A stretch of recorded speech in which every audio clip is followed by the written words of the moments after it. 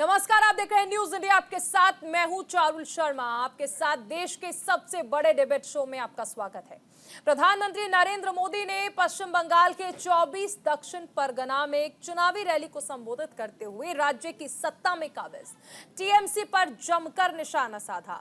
Rally को संबोधित करते हुए पीएम मोदी ने कहा कि 4 जून के बाद भ्रष्टाचार और परिवारवाद में लिप्त पार्टियों का वजूद खत्म हो जाएगा।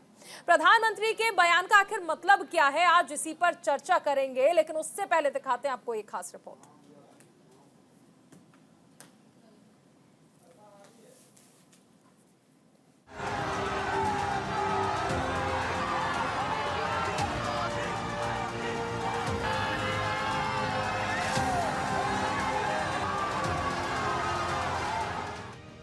प्रधानमंत्री नरेंद्र मोदी लोकसभा चुनाव के 7वें चरण के मतदान से पूर्व पूरे जोर शोर से चुनाव प्रचार कर रहे हैं। पीएम मोदी 7वें चरण के चुनाव से पहले बीजेपी उम्मीदवारों के पक्ष में लोगों का समर्थन जुटाने के लिए हर दिन चुनावी रैलियां और रोड शो कर रहे हैं, जिससे 7वें फेज में बीजेपी उम्मीदवारों को लाभ मिल सके।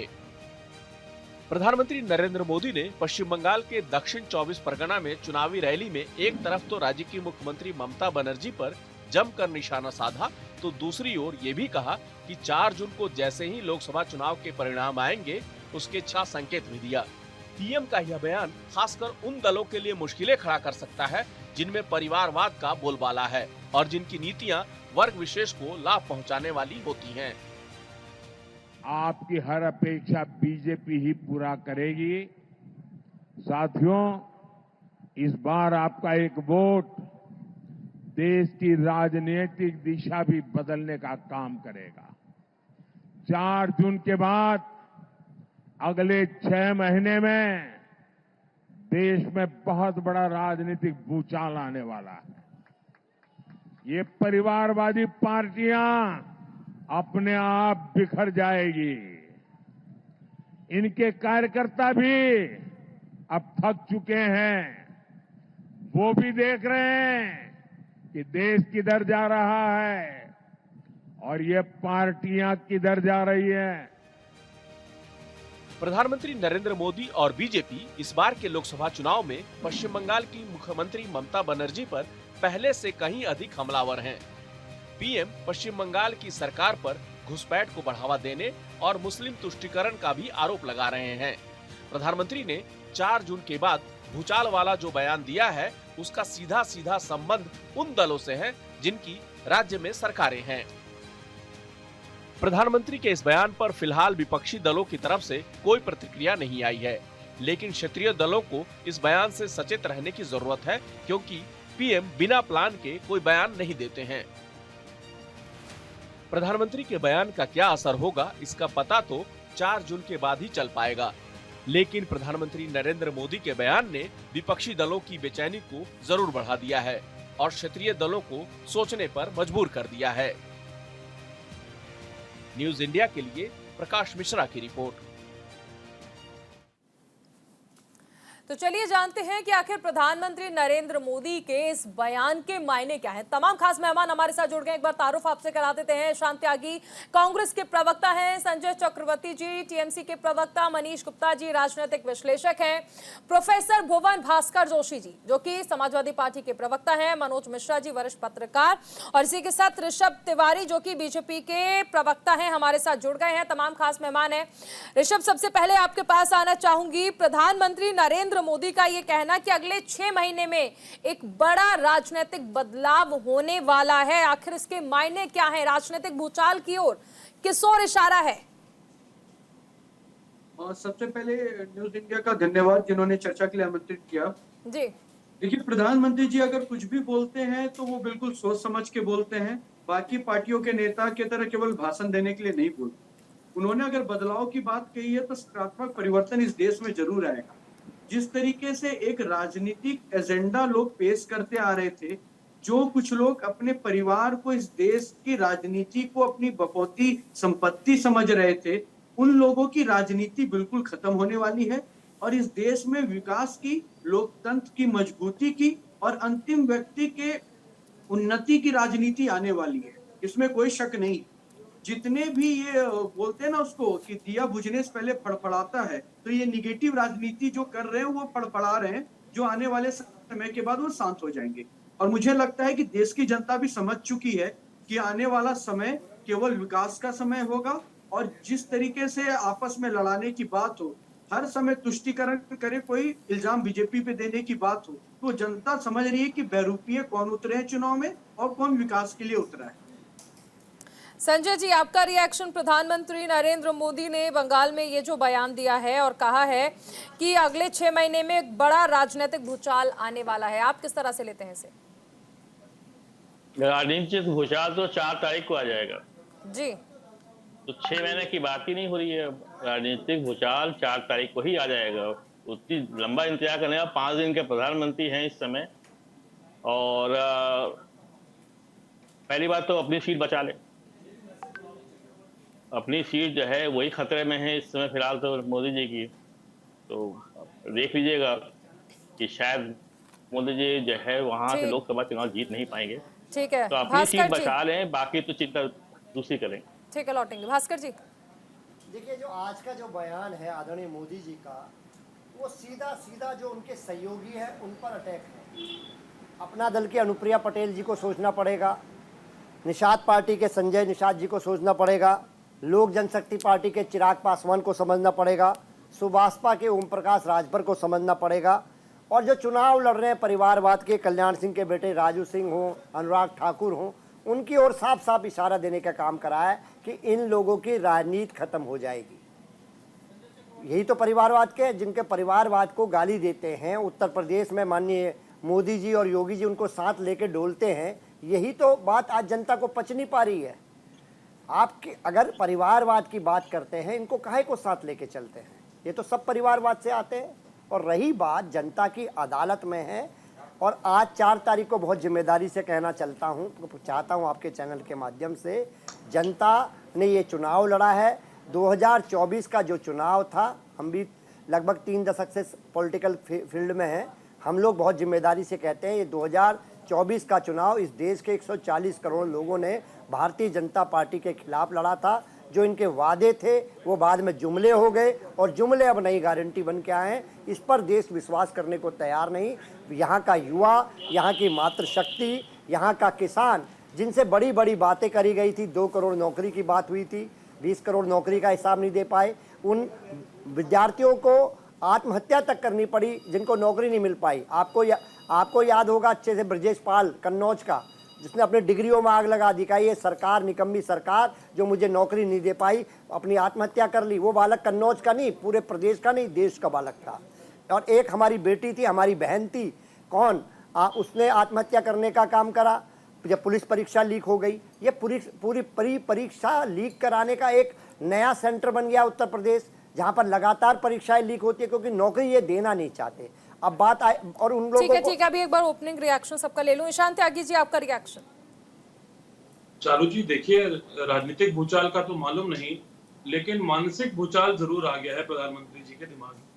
आप देखिए किस तरह से एक निजी चैनल को उन्होंने एक इंटरव्यू दिया, और हमने आज देखा किस तरह से राष्ट्रपिता महात्मा गांधी जी के बारे में उन्होंने ये बोला कि विश्व उनको नहीं जानता है, कि पूरे विश्व में उनको कोई नहीं जानता है।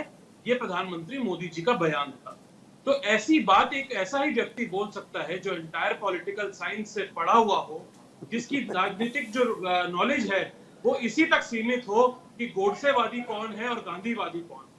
अब आप देखिए कि अब जिन राष्ट्रपिता महात्मा गांधी जी की वो बात कर रहे हैं, उनको मार्टिन लूथर किंग जैसे नेता, उनको नेल्सन मंडेला जैसे नेता अपना गुरु मानते थे। वो जब 1931 में लंदन गए तो वहां पे जन सैलाब उमड़ पड़ा था। उसके बाद जो महात्मा गांधी जी ने साउथ अफ्रीका में रह के वकालत करी, और वहां पे नस्ल भेद के खिलाफ उन्होंने लड़ाई लड़ी। सिर्फ भारत में नहीं, उन्होंने साउथ अफ्रीका में भी लड़ाई लड़ी अंग्रेजों के खिलाफ। तो उन महात्मा गांधी के लिए, उस महानुभाव के लिए, उस परमात्मा के लिए हमारे प्रधानमंत्री नरेंद्र मोदी जी कह रहे हैं कि उनको फिल्म आने से पहले कोई नहीं जानता था। तो ये बड़ा आपत्तिजनक बात उन्होंने बोली है, और इसकी मैं निंदा करता हूँ। एक भारतवासी होने के नाते निंदा करता हूँ। प्रवक्ता तो चलिए बाद में हूँ, लेकिन एक भारतवासी होने के नाते उनके बयान की मैं निंदा करता हूँ। ठीक है, मनोज मिश्रा जी। ठीक है सर, अभी पहले ओपनिंग रिएक्शन हो जाए सबका। मनोज मिश्रा जी, आपका रिएक्शन। देखिए, मुझे नहीं लगता है कि मोदी जी का बयान वो भी बंगाल की भूमि पे यूं ही रहा, क्योंकि 42 सीटें हैं बंगाल में, 19 के परिणाम में 18 था, 14 में 4 सीटें थी।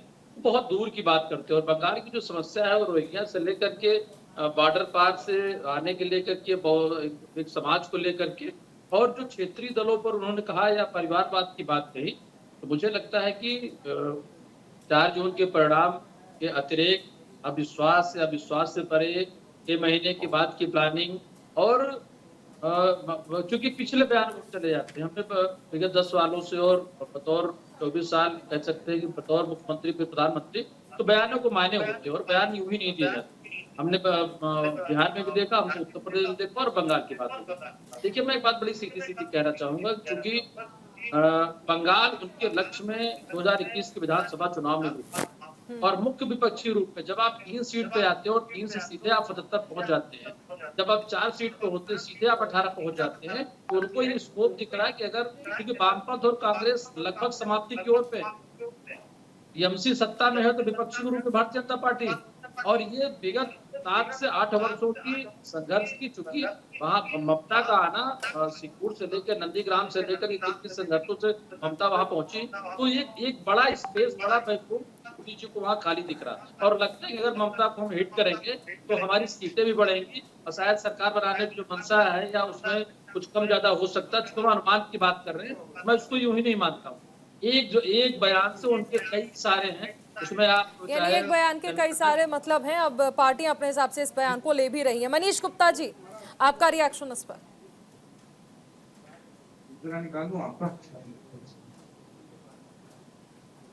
मनीष गुप्ता जी, आवाज मिल रही है आपको?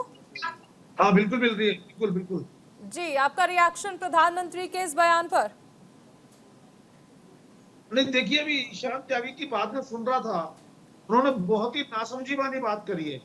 अगर आप उनका 10 सेकंड पहले का 10 सेकंड बाद का बयान सुनो तो सही, वो क्या कह रहे हैं कि गांधी जी कितने महान व्यक्तित्व थे और हमारी कोई जिम्मेवारी नहीं तुम्हें बताने की। अब उस समय कोई सोशल मीडिया था नहीं, व्हाट्सएप फेसबुक थे नहीं। सच्ची बात यह है कि भाई पूरा विश्व कैसे जानेगा? आप मुझे एक कॉमन सेंस से बताइए, विश्व किसी नेता को कैसे जानेगा? जाहिर है अखबार से जानेगा, है ना। देखिए, हमें ये समझना पड़ेगा कि फिल्में सूचना का, कम्युनिकेशन का एक साधन है। गांधी फिल्म बनी तो लोगों तक वो फिल्म देखी, लोगों ने, फिल्म इंग्लिश बनी, पूरे इंग्लैंड, पूरे यूरोप में, अमेरिका में देखी गई। उससे पहले गांधी जी को जानने का क्या तरीका होता? भाई अखबार का, इंटरनेशनल अखबार, हम आज दिल्ली में बैठ के लंदन के अखबार पढ़ते हैं क्या? और उस समय कितने कम अखबार आते होंगे? डेली अखबार कैसे आता होगा? महीने में एक बार अखबार आता होगा क्या? आप मुझे बताइए, मैं चैलेंज करता हूँ ईशान त्यागी को, मैं चैलेंज करता हूँ ईशान त्यागी को, ये मुझे बता दें उस समय गांधी जी के बारे में दुनिया कैसे जानती? एक तो ये ढूंढ होता है, कैसे जानती होती? और सरकार ने क्या किया 43 के बाद गांधी जी के बारे में विश्व को कैसे बताया? बताइए। तो सच्चाई ये है कि कांग्रेस के लोग बात को नहीं समझ रहे हैं। ये वो तो बता नहीं रहे हैं कि मनीष सिंह कहती है कि कांग्रेस ने किया था भी या नहीं किया था। सच्चाई ये है, महात्मा गांधी के बारे में लोगों को जानकारी कैसे मिली, इस पर एक डिबेट होनी चाहिए, चर्चा हो। और ईशान त्यागी सरकार ने महात्मा गांधी के बारे में क्या किया, पूरे देश में, पूरे कैसे लोगों तक खबर पहुंची? जी शान जी, बोलिए। चारू जी, देखिए, मनीष गुप्ता जी जो भाषा बोल रहे हैं और प्रधानमंत्री मोदी जी और उनका जो पूरा आरएसएस का, बीजेपी का एक सिस्टम है, वो जो भाषा बोल रहा है, वो बात सारी एक ही है।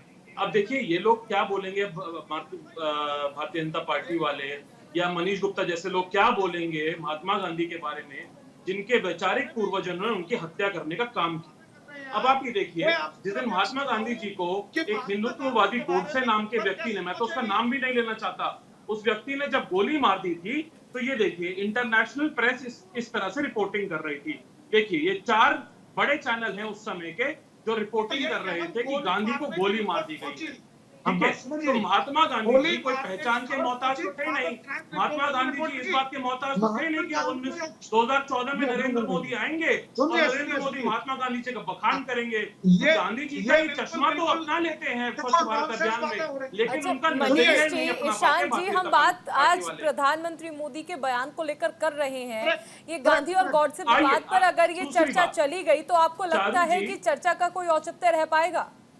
चारू जी, आइए प्रधानमंत्री जी के बयान पे आ जाइए।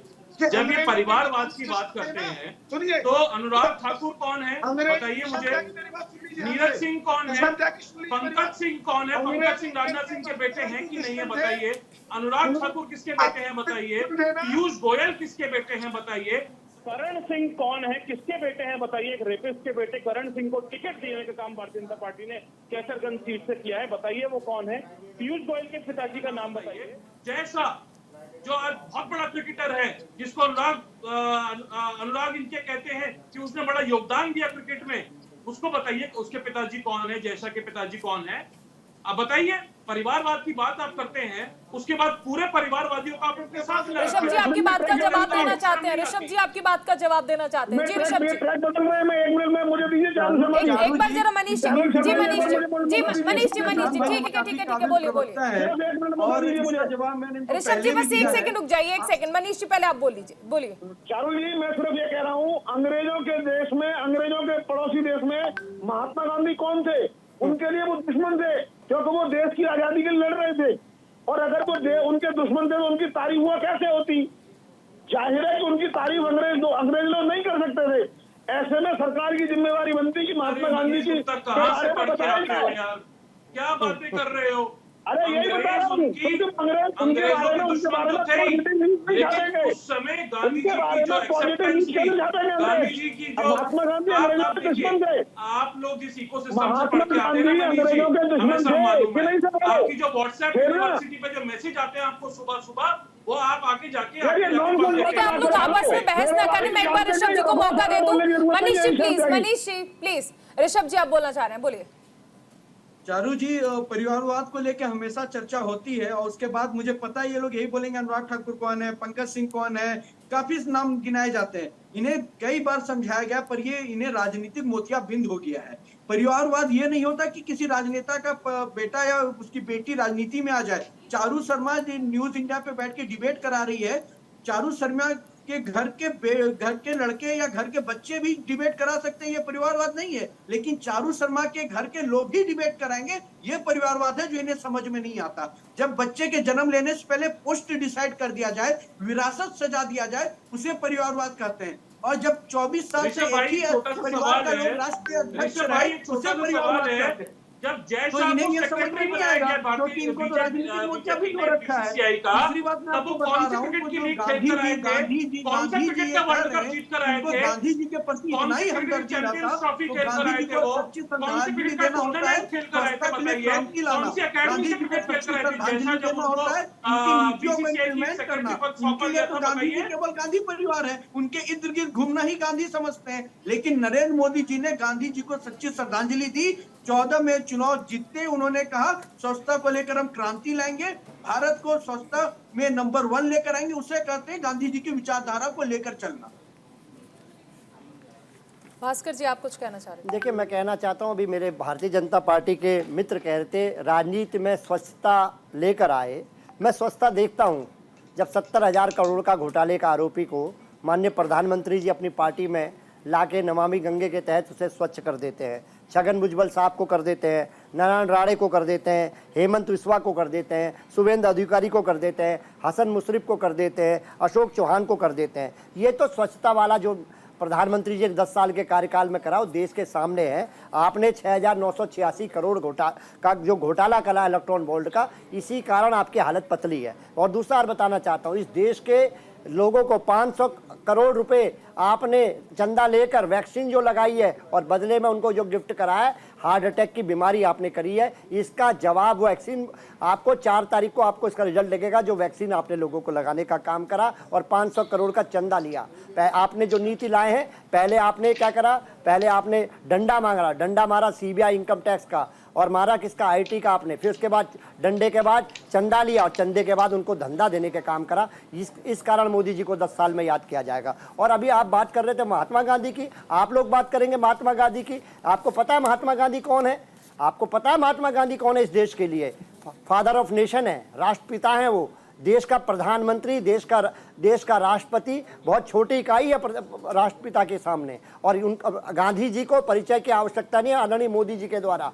गांधी जी वो व्यक्तित्व हैं जो कई देशों को प्रेरणा देकर आज़ाद कराने का काम करे। हमारे मित्र हैं मनीष जी, और बहुत अच्छा अभी वो ज्ञान बांटने का काम कर रहे थे। जरा आप अगर रत्ती भर भी उसको महात्मा गांधी को पढ़ लेते ना, तो आज आपको आवश्यकता नहीं पड़ती बताने की महात्मा गांधी को। महात्मा गांधी जी इस देश के नहीं, विश्व के नेताओं में शुमार हैं, और उनसे प्रेरणा लेने के काम कई देशों ने करने का काम करा। देश की कई आज़ादियाँ, नेशनल मंडेला का मैं उदाहरण देना चाहता हूं आपको। नेशनल मंडेला ने जो प्रेरणा लेकर अपने देश को आज़ाद कराया था, वो केवल महात्मा गांधी थे, और उन्होंने अपनी बायोग्राफी में भी लिखा है और अपनी किताबों में भी लिखने का काम करा है कि मेरे प्रेरणा स्रोत महात्मा गांधी थे। और ये जो गोडसे के लोग हैं, ये गोडसे के विचार के भारतीय जनता पार्टी के लोग हैं, मनीष जी जो लोग हैं, ये गोडसे विचारधारा के लोग आज महात्मा गांधी की बात करेंगे, जिन्होंने एक संत को, हमारे फादर ऑफ नेशन की हत्या करवा के उसको महिमा मंडित करते हैं रोज। निश्चित तौर पे मैं कहना चाहता हूं, आज जो आपका अंत हो रहा है वो आपके केवल अहंकार के कारण, आपकी तानाशाही के कारण, बेरोजगारों को ठगने का कारण, मातृशक्ति के साथ आपने क्या करा। मणिपुर में क्या हुआ, देश भूला नहीं है अभी आपका। मणिपुर में क्या हुआ, हमारी बेटियों को नग्न घुमाया गया। अभी आपने क्या करा, अभी पहलवान बेटियों को माननीय प्रधानमंत्री के घर के 5 किलोमीटर के अंदर घसीटा गया। देश भूल गया है। ऋषभ जी चारू जी 10 सेकंड दीजिएगा, रिक्वेस्ट है। ऋषभ जी आप बोलिए। ये समाजवादी पार्टी के प्रवक्ता हमारे कह रहे हैं महात्मा गांधी और बड़ी बात वो कह रहे हैं। महात्मा गांधी जी हमेशा एक लाइन दोहराते थे, भजन दोहराते थे, रघुपति राघव राजा राम पतित पावन सीताराम। उस राम जी के भक्तों पे गोली चलवाने वाली सपा, अपने पिता को मंच से धक्का देने वाली, संस्कार की तौहीन करने वाली। अरे तभी तो देश की जनता आपको धक्का दे रही है, देश की जनता आपको धक्का दे रही है। आप व्हाट्सएप यूनिवर्सिटी का ज्ञान फैलाएंगे। आप बताइए, माननीय मुलायम सिंह जी के समय में जो वहां पर सेक्रेटरी थे, उन्होंने क्या कहने का काम करा? उन्होंने कहा कि उन्होंने कोई आदेश देने का नहीं काम करा, वहां के लोकल प्रशासन का काम करा। यही झूठ मोदी जी बोलते हैं, यही प्रवक्ता झूठ बोलने का काम करते हैं, देश को गुमराह करने का काम करते हैं। आप राम के बहाने राजनीति करने का काम करते हैं। राम कण में है। आप लोग कब तक राम मंदिर की रोटी खाएंगे? मैं आपसे कहना चाहता हूँ, राम मंदिर बनाने का काम करा, सर्वोच्च न्यायालय ने काम करा। आप जो वोटों की फसल काटना चाहते हैं, यही तो दिक्कत है आपकी। आपको वोटों की फसल नहीं कट पा रही है। जनता मुद्दों के साथ खड़ी है, बेरोजगार के साथ खड़ी है, मातृशक्ति आपसे क्वेश्चन पूछ रही है, आपसे किसान पूछ रहे हैं। और किसानों की हत्या कौन कर रहा है? किसानों की हत्या आप लोग करवा रहे हैं, गृह मंत्री का बेटा करवा रहा है। मैं आपको बताना चाहता हूँ आज क्या हुआ। आज देखिए ब्रजेश सिंह के लड़के ने क्या कहा, जो आपका कैंडिडेट है, 3 युवाओं को हत्या करने का काम करा, रोक दिया है। अभी ये जो टहनी का भारतीय जनता पार्टी का घमंड है वो दिखाई दे रहा है। ब्रजेश सिंह के लड़के ने आज 3 लोगों की हत्या हो गई है। इस देश के युवा की हत्या करने का काम कर रहे हैं। आप कर रहे हैं, हत्या कर रहे हैं, आदरणीय मोदी जी कर रहे हैं, योगी जी कर रहे हैं। ये हत्या करने का काम आज आपने करा है। 3 सत्ता के नशे में 3 नौजवानों की हत्या कर दी आपने। भास्कर जी ठीक है, एक छोटे से ब्रेक के लिए हमें अभी रुकना पड़ेगा, आगे भी चर्चा जारी रहेगी। बने रहे न्यूज़ इंडिया के साथ। तो ब्रेक के बाद स्वागत है आपका। चर्चा हो रही है प्रधानमंत्री नरेंद्र मोदी के बयान की, जो कि उन्होंने बंगाल में दिया और कहा कि अगले 6 महीने में एक बड़ा राजनीतिक भूचाल आने वाला है। वंशवादी राजनीति के भरोसे चलने वाले कई दल खत्म हो जाएंगे। हमारे साथ तमाम और खास मेहमान बने हुए हैं। मनोज मिश्रा जी, देखिए प्रधानमंत्री जब ये कहते हैं कि कई दल हैं जो खत्म हो जाएंगे, ऐसे में ये बहुत सारे सवाल उठते हैं कि आखिर कैसे उन दलों को समाप्त किया जाएगा? क्या जनता जवाब देगी, या फिर विपक्ष जैसे ये आरोप लगा रहा है कि लोकतंत्र की हत्या हो रही है, संविधान की हत्या हो रही है, ऐसे में क्या राजनीतिक पार्टियों को भी खत्म करने पर विचार किया जाएगा? नहीं, मुझे लगता है कि दरअसल लगातार 10 वर्ष की सरकार, फिर 4 जून को अंतिम एक जून को अंतिम चुनाव, अंतिम वोटिंग होनी है। और ये राजनीतिक पार्टी या ये कहिए कि ये मोदी जी का अपना एजेंडा हो सकता है। सामने चूंकि विपक्ष में सामूहिक रूप से चुनाव लड़कर तो कोई एक चेहरा प्रधानमंत्री पद का दावेदार नहीं है, और क्षेत्रीय पार्टियों का गठबंधन ही उनको चुनौती दे रहा है। कांग्रेस को अगर हम छोड़ दें तो राहुल के नेतृत्व में, चाहे वो उत्तर प्रदेश में अखिलेश जी हो, तेजस्वी हो, बिहार में ममता हो, ये सब लोग मिलकर जो इंडिया गठबंधन है, तो मोदी जी को ये लगता है कि उनके सामने तो कोई राष्ट्रीय दल अब है नहीं, बचा भी नहीं है। जब आप लोकसभा में किसी भी दल के इतनी सीटें नहीं आती जिसको नेता पोजीशन का पद दिया जा सके, तो क्षेत्रीय दलों पर अटैक करने और परिवारवाद को लेकर के, और बड़ी विडंबना भी हम इसको कह सकते हैं कि आप अगर चाहे पूर्वोत्तर में देख लें, पश्चिम में देख लें, या आप हिंदी भाषी क्षेत्रों में देख लें, तो क्षेत्रीय दलों में 89 के बाद, क्योंकि उससे पहले बड़े दलों की सरकारें पूरे देश में हुआ करती थी या कांग्रेस को हुआ करती थी, धीरे धीरे क्षेत्रों में सरकारें बटी। तो मोदी जी ने बड़ी दूर की बात की है। मैं इस जो क्षेत्रवाद पर या आने वाले समय पर नहीं दिखने वाले बात को लेकर के, राजनीति में बड़ी पॉलिसी होती कि सामने वाले को पहले तोड़ो, सामने वाले में फूट डालो, क्योंकि तभी आप बड़े होंगे। और जब 272 और 320 या आपको सीट। ईशान जी कुछ कहना चाह रहे हैं? जी ईशान जी। चारू जी देखिए, भारतीय जनता पार्टी की, प्रधानमंत्री मोदी जी की एक आदत रही है कि बार बार एक नंबर दो कि मैं इतने दिन मुझे दे दीजिए, मैं ये कर दूंगा, मुझे 60 महीने दे दीजिए, क्योटो बना दूंगा, मुझे 10 दिन दे दीजिए, मैं ये कर दूंगा, मुझे 100 दिन दे दीजिए, मैं भ्रष्टाचारियों के नाम ले आऊंगा सारे स्विस बैंक के खाताधारियों के। तो 100 दिन उन्होंने मांगे थे स्विस बैंक के खाताधारियों के लिए। आज 10 साल होने को आए हैं, 100 दिन तो छोड़ दीजिए, 10 साल होने को आए हैं, क्या स्विस बैंक के खाताधारियों के नाम बाहर आ चुके हैं? मेरा ऑडियो क्लियर नहीं है, से वो दूसरे सारा नंबर पे कॉल कर लीजिए। पैसा वापस आ चुका है? स्विस बैंक से वो जो सारा पैसा वापस आना था, उसके बाद 15-15 लाख रुपए जो लोगों को दिए जाने थे, क्या वो दिए जा चुके हैं? अब आइए इनके 10 साल। अब इन्होंने 10 साल में जो विकास किया है, मैं उसकी आपको। हेलो, मेरा ऑडियो क्लियर नहीं आ रहा है। हेलो, आवाज नहीं आ रही आपको? मैं एक बार पीसीआर से बोलती हूँ। पीसीआर एक बार प्लीज गेस्ट ऑडियो चेक कर ले। ठीक है, ईशान जी कंटिन्यू। ईशान जी, आवाज मिल रही है आपको? ब्रिजेश भाई बोलते हुए आवाज क्यों कट जाती है हर बार? मैडम बड़ी अजीब सी बात है, आवाज कट जाती है, नेट फोन कट जाता है बोलते सवाल है। हर बार कट जाता है। पीसीआर एक बार प्लीज आप ऑडियो चेक कर ले। मैं देखती हूँ सर, मैं देखती हूँ। मनीष जी, प्रधानमंत्री मोदी का ये जो बयान है, इसे विपक्षी पार्टियां अपने अपने हिसाब से ले रही हैं। कोई भी समझदार व्यक्ति जी, अगर वो बयान को 1 मिनट के बयान को पूरा सुनेगा तो वो कांग्रेस पर थू करेगा। वो कहेगा कि जो बात मोदी जी ने उठाई है वो कितनी लॉजिकल है।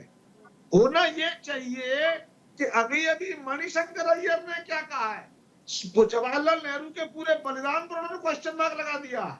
और वो कह रहे हैं खड़गे साहब कह रहे हैं कि उनकी उम्र का तकाजा है, उनको माफ कर दो, भूल गए हैं। वो कहते हैं कि चीन ने अलीजली आक्रमण किया या नहीं किया, इस पर प्रश्न उठते हैं।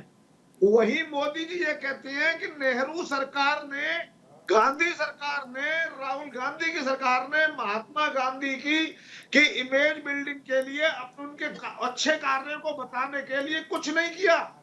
वो इस बात को जोड़ना चाह रहे हैं कि उस समय महात्मा गांधी अंग्रेजों के जानी दुश्मन थे। महात्मा गांधी अंग्रेजों के जानी दुश्मन थे। तो फिर इसका मतलब उनके अच्छे कार्यों को यूरोप का मीडिया, अमेरिका का मीडिया कैसे दिखाता? जाहिर है वो नहीं दिखाता। ये सच है कि आम जनता के पास, चाहे वो हिंदुस्तान की जनता हो, आधी जनता हो, या ब्रिटेन की जनता हो, मिडिल ईस्ट की जनता हो, एशिया की जनता हो, यूरोप की जनता हो, उनको सबसे पहले पता महात्मा गांधी की फिल्म से लगा, जिस फिल्म को एक अंग्रेज रिचर्ड एटनबरो ने बनाया। महात्मा नेहरू जी ने क्या किया? मोदी जी ये पूछते हैं नेहरू जी ने क्या किया? भाई कुछ नहीं किया, सिवाय इसके कमला नेहरू का स्कूल खोल लो, नेहरू जी के नाम पर स्कूल खोल लो, नेहरू जी के नाम पर कॉलेज खोल लो, महात्मा गांधी के नाम पर कॉलेज खोल लो।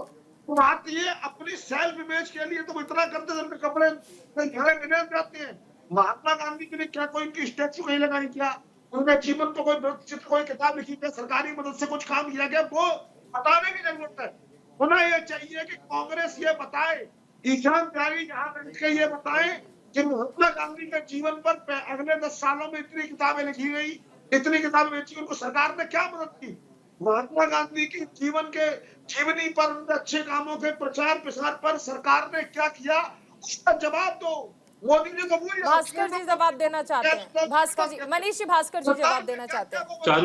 चारू जी सवाल इन्होंने मेरे से पूछा है मनीष जी ने कि कितनी मदद करी सरकार ने जी। तो पहली बात तो मैं अपने मित्र को ये साफ कर दूं, ये स्पष्ट कर दूं कि महात्मा गांधी जी हमारी या आपकी पहचान के मोहताज नहीं थे, वो एक फिल्म के मोहताज नहीं थे। महात्मा गांधी जी का स्टैच्यू, अब सुन लो मनीष गुप्ता, आपके बीच में मैं नहीं बोला था, आप मेरी बात पूरी सुनो और धैर्य के साथ सुनो, ठीक है? सबको पड़ता है। सुन लीजिए चारू जी, महात्मा गांधी जी का स्मारक या महात्मा गांधी जी के स्टैच्यू 100 से ज्यादा देशों में हैं और वो उनकी उपलब्धियों की वजह से हैं, उनके विचारों की वजह से हैं, वो हमारी या भारतीय जनता पार्टी की वजह से नहीं है, उनके विचारों की वजह से है, उनकी उपलब्धियों की वजह से है। अब आइए इन्होंने नेहरू जी की बात करी। अरे नेहरू जी से अगर आपको इतनी ही चिढ़ है, इतनी ही जलन है, तो जवाहरलाल नेहरू यूनिवर्सिटी से पढ़े हुए 2 लोगों को, 2 व्यक्तियों को आपने क्यों मंत्रालय में डाल के रखा हुआ है? हालांकि वो लायबिलिटी है देश पे, लेकिन जवाहरलाल नेहरू यूनिवर्सिटी से आपने 2 लोगों को भारतीय जनता पार्टी ने मंत्रालय दे रखा है। अब आइए इनके 10 साल की विफलताओं पे। इन्होंने 10 साल तक सिर्फ धार्मिक विद्वेष की राजनीति करी। 10 साल में 45 साल में ज्यादा बेरोजगारी इनके शासन में हुई। 35 साल में सबसे ज्यादा महंगाई, कमरतोड़ महंगाई भारतीय जनता पार्टी के शासन में हुई। अग्निवीर जैसी योजना इन्होंने युवाओं को दी, जिसमें 4 साल बाद युवा रिटायर हो जाएगा। 11,000 से 12,000 किसान प्रति वर्ष इस देश में आज आत्महत्या कर ले रहा है। हर एक युवा हर घंटे 2 युवा आत्महत्या कर रहे हैं क्योंकि उनको नौकरी नहीं मिल रही है। 16 लाख करोड़ रुपए अपने उद्योगपति मित्रों के माफ कर देते हैं, लेकिन किसानों के जो कर्ज है वो इनसे माफ नहीं होते। एमएसपी देने की कानूनी गारंटी का ये वादा करते हैं और किसानों से छलावा करते हैं। 2 करोड़ नौकरियां देने का ये वादा करते हैं और युवाओं से छलावा करते हैं। तो आज अब देखिए, काठ की हांडी बार बार नहीं चढ़ती है, काठ की हांडी एक ही बार 2 बार चढ़ पाती है। और भारतीय जनता पार्टी के झूठ जो है, प्रधानमंत्री जी के जुमले जो है, वो देश के सामने स्पष्ट है। और इस बार देश, जनता जनार्दन हमें चुनाव लड़वा रही है और जनता जनार्दन ही हमें इंडिया गठबंधन को 272 पार करवाने वाली है। मनीष जी एक बार, भास्कर जी एक बार कुछ कहना चाह रहे थे। भास्कर जी कुछ कहना चाहते हैं। भास्कर जी आप बोले। देखिए, अभी हमारे जो साथी हैं मनीष जी, वो बताने का काम करते हैं गांधी जी का। मैं इनको थोड़ा सा अनुभव बता देता हूँ। कोई भी जो लीडरशिप होती है पूरे देश में और विश्व में, जब कीर्तिमान स्थापित कर देती है, नाम स्थापित कर देती है, तब उस पर पिक्चर बनती है, ना कि वो पिक्चर से आपकी आइडेंटिटी होती है। वो आइडेंटिटी तब बनती है जब आप उस किसी कार्य क्षेत्र में काम करते हैं। महात्मा गांधी जी ने जो देश की आज़ादी के लिए योगदान दिया, महात्मा गांधी ने जो अहिंसा का सिद्धांत दिया, महात्मा गांधी ने जो आंदोलन करे, उनकी वजह से देश उनको याद करता है। विश्व में उनकी छवि की उनकी वजह से है, ना कि कोई पिक्चर के मापदंड से। पिक्चर तो आपके यहाँ भी कई अभिनेत्रियों की बन रही है किसी उसके, क्या वो मापदंड, वो अभिनेत्री वो वाला रूप लेती है?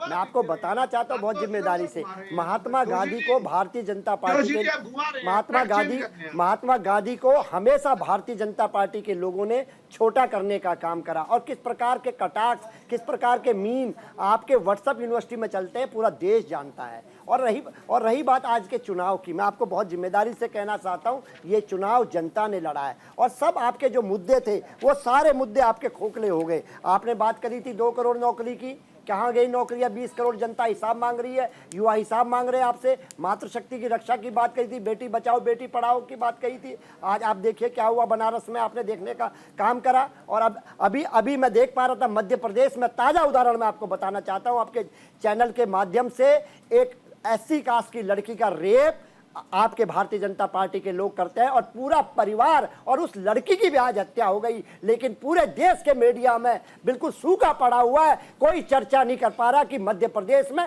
बेटी बचाओ बेटी पढ़ाओ का क्या हुआ। एक दलित बेटी, उसका पूरा परिवार उजाड़ दिया और एम्बुलेंस से आज उसकी हत्या हो गई, उसे फेंक दिया गया है। क्या पूरे देश की मीडिया को साफ सूख गया है? मैं पूछना चाहता हूं, ये बेटी बचाओ बेटी पढ़ाओ आप लोगों का है मनीष जी, ये भारतीय जनता पार्टी के जो प्रवक्ता बैठे इनका बेटी बचाओ बेटी पढ़ाओ है, योगी जी का बेटी बचाओ बेटी पढ़ाओ है, मोदी जी का बेटी बचाओ। ये मध्य प्रदेश में आपकी सरकार है। वो बेटी बार बार पूछ रही है क्यों ऐसे नारे देके हमको धोखा देने का काम नहीं करा। वो बेटी तो चली गई, उसका पाप आप लोग भोगेंगे। और 4 तारीख को मणिपुर हो, चाहे हमारी पहलवान बेटियां हो, चाहे आज मध्य प्रदेश की बेटी हो, BHU जो कि माननीय प्रधानमंत्री की कॉन्स्टिट्यूंसी में है, उसका रेप करने का काम आपके 3 युवक करते हैं, आपके संस्था के। और पूछना क्या करा उन्होंने, उसके बाद मध्य प्रदेश आप जाने देते हैं? क्या योगी जी के बुलडोजर में तेल खत्म हो गया था? क्या योगी जी के बुलडोजर में इंजन खराब था?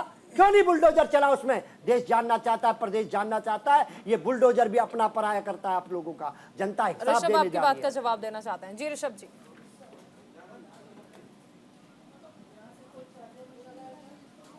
ऋषभ जी आवाज मिल रही है?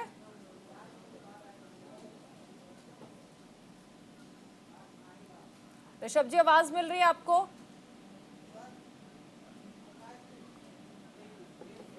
चलिए ऋषभ जी के पास शायद आवाज नहीं जा रही है। संजय जी कुछ कहना चाहते हैं? जी संजय जी। देखिए, जिसका परिवार हो वो परिवार का दर्द समझेगा, जिसका परिवार ही ना हो उसको दर्द क्या बताए। परिवार में होता है तो बेटा होता है, बेटा अगर बेरोजगार होता है, बेरोजगार होता है, बहुत बढ़िया, दर्द होता है। ये जो तो समझेगा ना, वही जो है वो देश को चला सकता है। अब जिसका कुछ है ही नहीं, ना आगे है ना पीछे है, जिसका मित्र केवल एक उद्योगपति मित्र है, बाकी तो अब है नहीं उनके पास। बेटी पढ़ाओ बेटी बचाओ, बेटी के बारे में दर्द कहाँ से समझेंगे। एक पिता के बाप होते तो जो है वो समझते कि बेटी की कीमत क्या होती है घर से। जब जिसके पास ये अच्छा, आपके हिसाब से संजय जी, आपके हिसाब से संजय जी, क्या बेटी बचाओ बेटी पढ़ाओ के नारे पे वही व्यक्ति काम कर सकता है जिसकी अपनी बेटी हो, जो विवाहित हो? अगर कोई विवाहित नहीं है तो क्या उसके लिए बेटियां बेटियां नहीं होती हैं? दर्द नहीं समझेगा, पहली बात दर्द नहीं समझेगा। आपका इशारा किस तरफ है? आपका इशारा किस तरफ है? किसकी बेटियां नहीं है? आप नाम लीजिए, मैं जवाब देती हूँ। बेटी की बात नहीं करो, मैं आपने कहा ना, ऋषभ एक सेकंड। संजय जी, किसकी ओर इशारा है इस बात का कि बेटी बचाओ बेटी पढ़ाओ वही समझ सकते हैं जिनका अपना परिवार हो? नहीं, मणिपुर में बेटियों की असमत लूट गई थी। कौन नहीं गया? आप बताइए कौन नहीं गया? संजय जी आप इसे सवाल का जवाब दीजिए। मणिपुर में कौन नहीं गया? बेटियों की असमत लूटती रही, कौन नहीं गया? आप बताइए। दिया था आपको वक्त, दिया था। एक सेकंड संजय जी, आप ही से सवाल कर रही हूँ, आप ही जवाब दीजिए, इशारा मत कीजिए, आप जवाब दीजिए।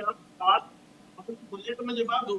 परिवार क्या है कि परिवार जिसके पास होगा, जिसका घर है, अगर वो लेकर के आएगा खाना बना और लेकर के आएगा, तो वो समझता है कि परिवार का दर्द क्या होता है, बच्चों का दर्द क्या होता है। बेटा जब नौकरी नहीं पाता तो उसका दर्द क्या होता है। आपने इशारा किस तरफ किया कि जिनका परिवार नहीं है वो बेटी बचाओ बेटी पढ़ाओ नहीं समझ सकते हैं? इस पे नहीं समझ सकते, इसीलिए नहीं समझा, इसीलिए नहीं समझा। प्रधानमंत्री जी ने दर्द को नहीं समझा, कभी भी नहीं समझा। मैं एक बात बताऊं, आपका इशारा किस तरफ था फिर? राहुल गांधी के पास उनकी बहन है।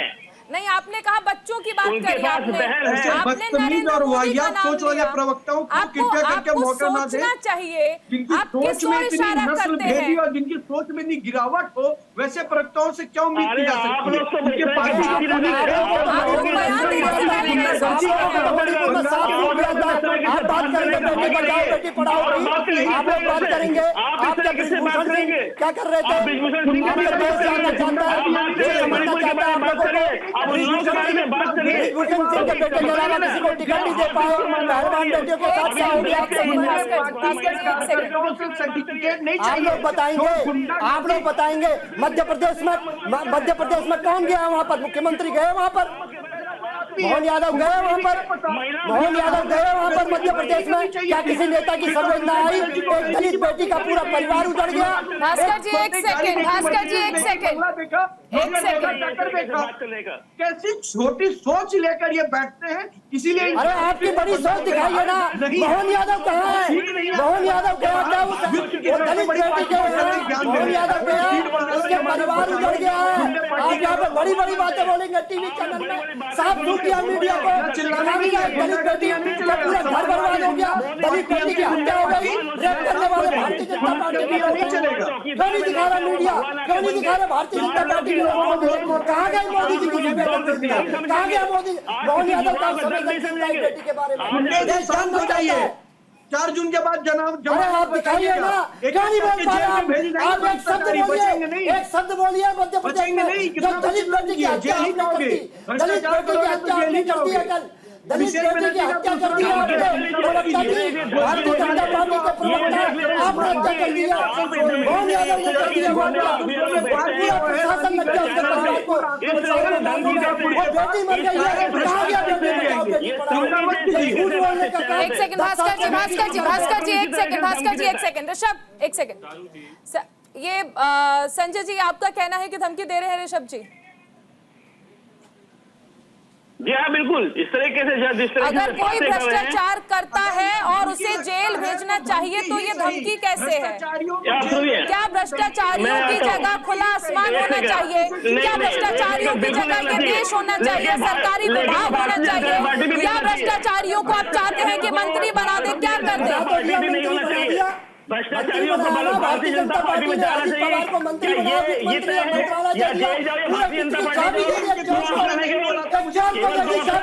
भारतीय जनता पार्टी में जाओ या जेल में जाओ, यही तो ऑप्शन रहेगा। 70,000 करोड़ के घोटाले वालों वित्त मंत्रालय दे दिया महाराष्ट्र। यही तो भ्रष्टाचारियों के वो है। 10 तारीख को जनता जवाब दे रही है। 70,000 करोड़ जवाब ले लेते हैं, जवाब ले लेते हैं। ऋषभ जी देखिए, संजय जी ये बोल रहे हैं अजित पवार को आप लोगों ने क्योंकि भ्रष्टाचार के आरोप उन पर थे तो फिर उन्हें मंत्री बनाया है, तो फिर इसका जवाब दीजिए। देखिए मैं इस पे जवाब ले रहे हैं सर, खासकर ईशान भाई ने कुछ टेक्निकल पॉइंट रखे हैं, उस पे जवाब देना जरूरी है। पहली बात तो अजित पवार के ऊपर कोई रनिंग ट्रायल नहीं है और कोई भी ऐसा आदमी जो भारतीय जनता पार्टी में आया हो उसका केस बंद नहीं हुआ है। आपके चैनल पे भी नड्डा जी ने कहा है, न्यूज इंडिया में भी नड्डा जी ने बकायदा 1-to-1 इंटरव्यू में कहा है। अरे आपको बोलने की बीमारी है क्या? जवाब तो ले लीजिए भास्कर जी, जवाब तो सुन लीजिए। शासन में खो गई है। कहाँ गई छगन भुजबल की फाइल? देश को पागल हो जाएंगे ये 4 जून के बाद, मुझे लग रहा है अभी इतना उतावला हो रहे हैं। भाई आपकी चिंता हो रही है मुझे। कैसे खो गई फाइल? अरे ध्यान रखिए सर, 4 जून के बाद चिल्लाने का बहुत अवसर देंगे हम आपको। 4 जून के बाद बहुत अवसर देंगे, कृपया जवाब दे ले। ईशान भाई ने कुछ अच्छे टेक्निकल पॉइंट दिए, उसका जवाब छोड़िए। छगन भुजबल की फाइल दीजिए मुझे, कहाँ चली गई फाइल? भास्कर जी कैसे खो गई है फाइल? बताइए देश को मोदी जी। भास्कर जी मैं जवाब ले तो रही हूँ, आप लोग जवाब सुनने की क्षमता तो रखें। आपको सवाल भी करना है, आपको जवाब भी नहीं सुनना है। ऋषभ जवाब दीजिए प्लीज। ईशान जी ने, चारू जी, ईशान जी ने कहा कुछ टेक्निकल पॉइंट्स गिनाए कि इतने बेरोजगारी, इतनी महंगाई, ये वो सारा। बिल्कुल ईशान जी, मैं आपको टेक्निकल ही जवाब दे रहा हूँ। पहली बार ही देश में हुआ है कि 7 किलोमीटर के जगह 34 किलोमीटर रोड बन रहे हैं। पहली बार ही देश में हुआ है कि 18,000 गांव में पहली बार बिजली पहुंची। पहली बार ही ऐसा हुआ है जो 2-3 एम्स से बढ़कर 16 एम्स बने। पहली बार ऐसा हुआ है कि 154 न्यू एयरपोर्ट का शिलान्यास होने को गया। पहली बार ऐसा हुआ है जो इंफ्रास्ट्रक्चर में भारत न्यू रिवॉल्यूशन लेकर आया। पहली बार महिलाओं की इज्जत की बात हो रही थी, बेटी पढ़ाओ बेटी बचाओ की बात हो रही थी। महिलाओं के लिए सबसे बड़ा होता है सम्मान, उनके लिए शौचालय का निर्माण करके उनकी इज्जत को ढकने का काम नरेंद्र मोदी जी की सरकार ने किया। पहली बार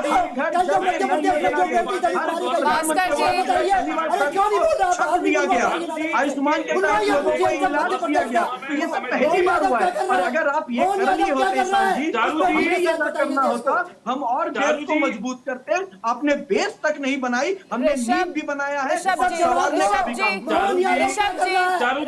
ऋषभ जी इनके एक वादे को ध्वस्त करूंगा, मेरे को समझ दीजिए। जी आप बोलिए पहले। भास्कर जी आपके पास आ रही हूँ, रुकिए एक बार। मैं इनसे आप ही के पास आ रही हूँ, एक बार शांति बोल लें प्लीज। जी बोलिए।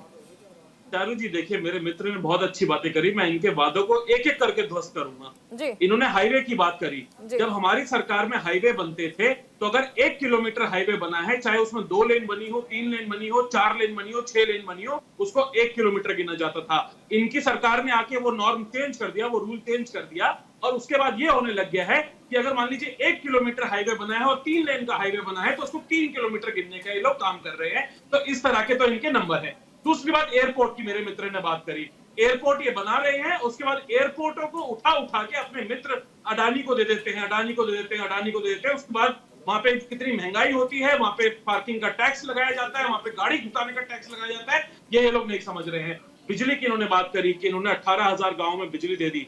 अरे ऋषभ तिवारी जी, जब देश आजाद हुआ था ना तो तन पे कपड़ा नहीं था, खाने के लिए प्लेट नहीं थी, खाने के लिए अन्न नहीं था, तो तब जाके कांग्रेस की सरकार ने लाखों गांव का विकास किया और लोगों को कपड़ा भी दिया, लोगों को रोजगार भी दिया, लोगों को मकान भी दिया, लोगों को बिजली भी दी, लोगों को पानी भी दिया, हैंडपंप देने का हमने काम किया था। अब आइए, इन्होंने महिलाओं की बात करी। देखिए, महिलाओं की बात करते हुए भारतीय जनता पार्टी के लोग सबसे हास्यास्पद लगते हैं मुझे, और सबसे मतलब ये शर्म की बात है, ये लोग महिलाओं की बात करते हैं। अभी हमने देखा कर्नाटक में एक महिला ने येदुरप्पा जी पे केस किया हुआ था उत्पीड़न का, उसकी हत्या कर दी जाती है। ब्रिजभूषण शरण सिंह, जिसके खिलाफ कोर्ट ने केस फाइल किया है, कोर्ट ने रेप का केस उन पे मुक्त किया है। कर्नाटक में आपके पार्षद की बेटी की हत्या कर दी जाती है और वो कहते हैं कि मैं सीबीआई जांच की मांग करता हूं।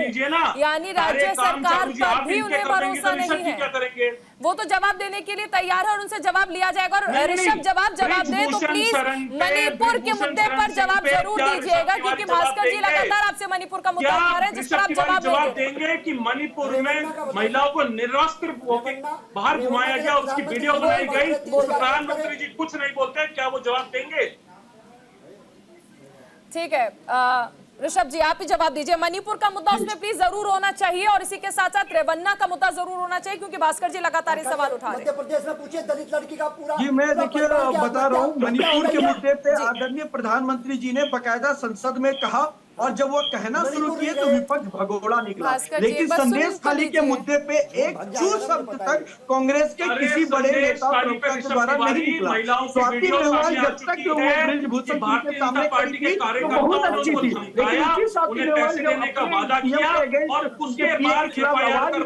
कोई कांग्रेसी नहीं निकला। केरल के अंदर हत्या होती है, कोई कांग्रेसी नहीं निकलता है। बंगाल में बेटी तिल तिल कर मरती है, कोई कांग्रेसी नहीं निकलता है। लेकिन प्रधानमंत्री जी ने तो कहा कि मणिपुर की घटना हमें झकझोरती है, छत्तीसगढ़ की घटना भी हमें झकझोरती है, झारखंड की घटना भी हमें झकझोरती है, राजस्थान की घटना भी हमें झकझोरती है। जहाँ गहलोत साहब पीड़िता से पूछते तुम किस समुदाय से आते हो, एक पीड़िता से जब ये पूछा जाता हो, इससे शर्मनाक कुछ नहीं हो सकता, लेकिन वो नहीं दिख सकता। लेकिन हम ऋषभ जी यहाँ पर देखिए ये समझना चाह रहे हैं कि कार्रवाई क्या की गई है। यहाँ पर विपक्ष पूछ रहा है कि कार्रवाई की गई है। चलिए लौटेंगे, एक बार संजय जी का रिएक्शन ले लूं। संजय जी,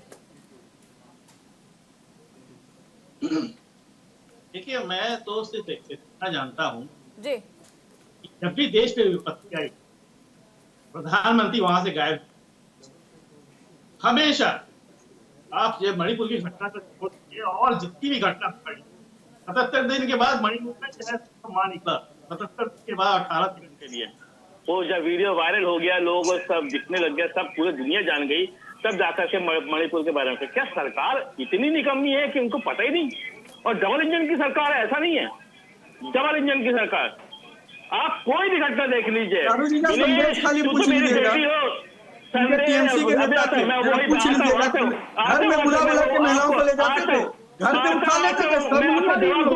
आता हूँ मैं आपको संदेश खाली का जवाब दूंगा, आज दूंगा जरूर आपको। जवाब देने तो दीजिए, जवाब देने दीजिए प्लीज, बोलिए संजय जी। इतना क्यों बोलते हैं भाई?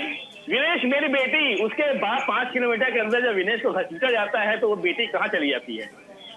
कहाँ चली जाती है वो बेटी? मैंने देखा प्रधानमंत्री जब 14 अक्टूबर को, वो दिन मैं कभी नहीं भूल सकता, कश्मीर में जो है बाकायदा आतंकवादियों के साथ हमारे सेना के जवान शहीद हो रहे थे और प्रधानमंत्री अपने ऊपर जो है G20 के नाम पे जो है फूलों की संदेश बारिश खाली करवा पर रहे थे। बोलिए संजय जी, संदेश आता खाली। हूं, मैं आता हूं, मैं नहीं, वक्त नहीं है बहुत ज्यादा हमारे पास, वक्त बहुत ज्यादा नहीं है मुझे इसलिए। बोलने का मौका नहीं मिला, शुरू से नहीं मौका मिला, तो जब मैं बोल रहा हूं तो बोलिए, बोलिए। हाँ, तो अब आता है संदेश खाली में 3 महिलाओं ने जाकर के रिपोर्ट दर्ज कराई थी। 3 महिलाओं में से 2 महिलाएं जो है अपनी रिपोर्ट वापस ले चुकी हैं और तीसरी भारतीय जनता पार्टी के लोकसभा का चुनाव लड़ रही हैं। उन 2 महिलाओं ने बाकायदा जाकर के ये जब बताया, जस्टिफिकेशन है चारू जी, सुन लीजिए पूरी बात सुन लीजिए, उनको बाकायदा जमीन देने की बात की, उनको पैसा देने की बात की, उनको मोबाइल देने की बात की, जब उनको नहीं दिया गया। क्यों कहा था कि संरक्षण दिया जा रहा है शाहजहां शेख को? हमने गिरफ्तार किया। क्यों कहा कोर्ट ने फिर? शाहजहां शेख कहाँ पे है? शाहजहां शेख कहाँ पे है इस समय? शाहजहां शेख कहाँ पे है? ऋषभ जी प्लीज जवाब ले रहे हैं जवाब। हमारी पुलिस ने ही गिरफ्तार किया, हमारी पुलिस ने गिरफ्तार किया। कोर्ट के इंटरफेरेंस के बाद तो फिर एक्शन लेना ही होगा ना, कोर्ट भी इंटरफेयर कर रहे हैं, उसके बाद भी अगर आप लोग ना करें तो फिर आपको नहीं लगता कि मुश्किल होगा? मैं ठीक है, मनीष जी से एक जवाब ले लूं क्योंकि वक्त बहुत कम है। Closing comments Manish ji. ठीक है सर, वक्त बहुत कम है, मनीष जी क्लोजिंग कमेंट। देखिए, जिस तरीके से पॉजिटिव बातों को नेगेटिव किया जा रहा है, मुझे लगता है विपक्ष बौखला गया है। और जब से केजरीवाल से बिल्कुल मणिपुर में बहुत पॉजिटिव हो रहा है मनीष जी, है ना? कर्नाटक में बड़ा पॉजिटिव हो रहा है मनीष जी। उन्नाव में जब रेप पीड़िता को जला दिया गया, उसका बड़ा पॉजिटिव हो रहा है मनीष जी। भूषण शरण सिंह को, आपके बेटे को आपने टिकट दे दिया रेप के आरोपों के बावजूद, तो ये बड़ा पॉजिटिव हो रहा है मनीष जी। आप बड़ा पॉजिटिव देख रहे हैं। 55 लाख करोड़ का कर्जा जो है 205 लाख करोड़ हो जाता है, तो बड़ा पॉजिटिव हो रहा है।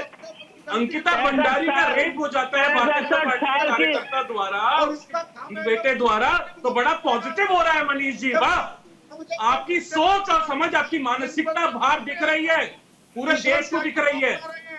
ईशान त्यागी बौखला रहे हैं, इसलिए बोल नहीं रहे मेरे को। राहुल गांधी के जीवन की सबसे बड़ी गलती हो चुकी है, अरविंद केजरीवाल से हटाइए और इसका खामियाजा भुगतना पड़ेगा। अरविंद केजरीवाल जी जेल जा रहे हैं और राहुल गांधी जी को बताना है कि हेराल्ड मामले में घोटाला, अब वो मुझसे कैसे निपटेंगे? और जो 6 साल की सजा उन्हें, अरे भैया, आपकी सरकार ने, भारतीय जनता पार्टी की सरकार ने खूब कोशिश कर ली राहुल गांधी जी को परेशान करने की, लेकिन राहुल गांधी जी वो व्यक्ति हैं जो उत्तर से लेकर दक्षिण तक और पूर्व से लेकर पश्चिम तक घूम चुके हैं देश को। ठीक है, क्लोजिंग कमेंट भास्कर जी से। ठीक है मनीष, एक छोटा सा कमेंट भास्कर जी से ले ले, वक्त की कमी है। भास्कर जी, देखिए, देश के प्रधानमंत्री जी 3000 रेप करने वाले रेवन्ना के लिए वोट मांगते हैं, क्योंकि उसको जिताना आवश्यक है भारत माननीय मोदी जी के लिए, ताकि वो और रेप कर सके, बेटी बचाओ बेटी पढ़ाओ कर सके। मैं आपसे पूछना चाहता हूं, और मैंने जो उदाहरण दिया मैडम, आपको बताने का काम करा है कि आज मध्य प्रदेश में क्या हुआ। मोहन यादव जी क्यों जवाब नहीं दे पा रहे, माननीय मोदी जी क्यों नहीं जवाब दे पा रहे? बेटी का रेप हुआ, भारतीय जनता पार्टी का ऐसी बेटी थी, बेटी का रेप के बाद वो बेटी को भी मार दिया, उसका पूरे परिवार को उजाड़ दिया भारतीय जनता पार्टी ने, और पूरा मीडिया और पूरे भारतीय जनता पार्टी के लोग चुप है। आदरणीय मोदी जी से लेकर मोहन यादव से लेकर और इनके प्रवक्ता तक एक शब्द नहीं बोल पा रहे। कहां गया बेटी बचाओ बेटी पढ़ाओ? निश्चित तौर पर 4 तारीख को आपको जवाब देने जा रही है, बेटी जवाब देने जा रही है, युवा जवाब देने जा रहा है, और चलिए ठीक है, 4 तारीख को जो होगा नतीजे हम दिन भर दिखाएंगे। फिलहाल आप सभी का बहुत शुक्रिया हमारे साथ चर्चा में जुड़ने के लिए। और इसी के साथ इस बुलेटिन में फिलहाल इतना ही। बने रहे न्यूज़ इंडिया के साथ।